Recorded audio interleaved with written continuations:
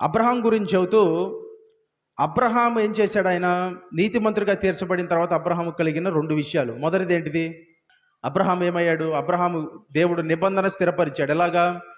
తన మీద తానే ఒట్టు పెట్టుకున్నట్టు. అంటే తానే ఒక దేవుడు ఏం చేశాడంటే తనను తానే ఒక ప్లేస్లో పెట్టుకున్నాడు. ఏంటి? దీనిని కనుక నేను మీరితే నేను అతిక్రమించిన వాడిని అవుతాను, నిన్ను కనుక ఆశీర్వదించకపోతే నేను ఈ యొక్క విషయంలో అతిక్రమం చేసిన వాడిని అవుతానని దేవుడు ఆ పొజిషన్లో పెట్టుకున్నాడు. రెండోది ఏంటిదంటే, నీకు శత్రువులు ఎవరు నీకు విరోధముగా రూపింపబడరు, నీ ఎదుట వాళ్ళు నిలబడలేరు అని చెప్పి 10 నేషన్స్ 10 జనాంగాల పేర్లు చెప్పి వాళ్ళని నీకు అప్పగించానంటాడు. ఇప్పుడు 16వ అధ్యాయంలోకి వచ్చేసరికి ఏం జరుగుతుంది తెలుసా? 16వ అధ్యాయంలోకి వచ్చేసరికి శోధన. ఏంటి ఆ శోధన? ఇక శారా చెబుతుంది, ఇక మనకి పిల్లలు జన్మించరు, ఇంకా నువ్వేం చేయాలి? హాగర్తో వెళ్ళు, హాగర్ ద్వారా జన్మించిన వాడిని మనం పిల్లవాడిగా చేరదేద్దాం. అంటే ఏంటి? ఇప్పుడు చూడండి, నీతిమంతుడిగా తీర్చబడిన తర్వాత మనకున్న మెయిన్ శోధన ఏంటో తెలుసా? మన క్రియల మీద మనం ఆధారపడటమే మనకున్న మెయిన్ శోధన.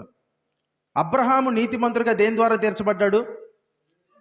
నమ్మిక, విశ్వాసం. అబ్రహాము దేవుని నమ్మిన అతడికి దేవుడు నీతిగా ఎంచును. 16వ అధ్యాయం వచ్చేసరికి నమ్మకం కాస్త ఏమవుతుంది? అది తన క్రియ ద్వారా ఏదో దేవుడు చెప్పిన వాగ్దానాన్ని నెరవేర్చాలి అనే పొజిషన్కి వచ్చాడు.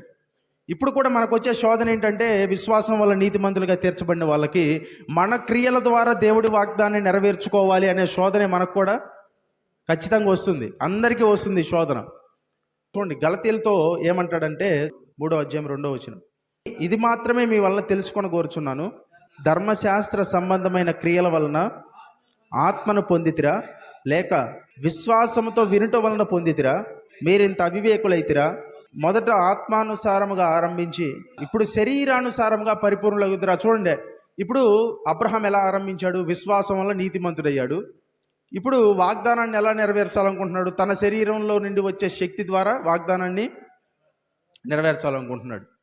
అంటే ఆత్మానుసారంగా ఆరంభించి శరీరానుసారంగా పరిపూర్ణులగుదురా.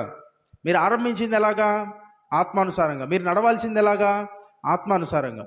కానీ అపవాది వచ్చి మిమ్మల్ని శోధిస్తాడంటే, దేవుని వాగ్దానాలను నెరవేర్చుకోవటానికి కావాల్సిన శక్తిని నువ్వేదో చెయ్యాలి అన్నట్టు చెబుతాడు.